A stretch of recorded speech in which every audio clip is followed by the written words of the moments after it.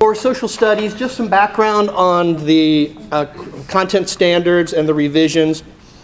We were in the 6-year cycle, so we started really in October of 2014, and we began by advertising to districts, etc., to nominate and send interested teachers who would like to serve on the revision committee.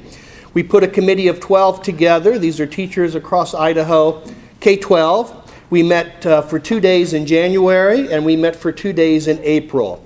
The work we did was by consensus. We looked at every objective, every standard, and every goal. We went through, discussed, we added, we combined, we revised some language, we expanded some concepts, and so the document was finished June of 2015 for the possibility of going to the legislature.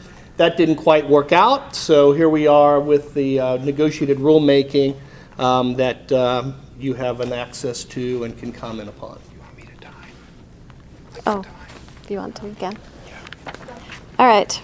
Russ? Thank you.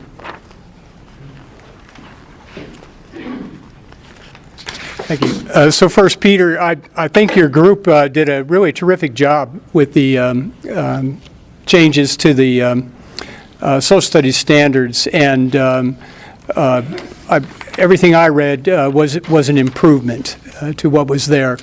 I have only a couple comments. One is it stands out that you've stricken good from personal finance, and I think that's probably wise to do that. Can I comment just one? Oh, sure. The discussion was, can you learn from negative or personal finance that maybe does not work out well, such as bankruptcy? You learn from bankruptcy, you learn, what to do and what not to do. So they felt the adjective good probably could be removed, and just the idea of personal finance would just stand on its own. I think that was a wise choice. I wish the same change had been made in the early grades, where you talk about instilling in students what good citizenship is. There's only one requirement of citizenship, and that's jury duty. There's only one. And defining good citizenship, in my opinion, ought to be a social event, something you learn by, for example, reading history.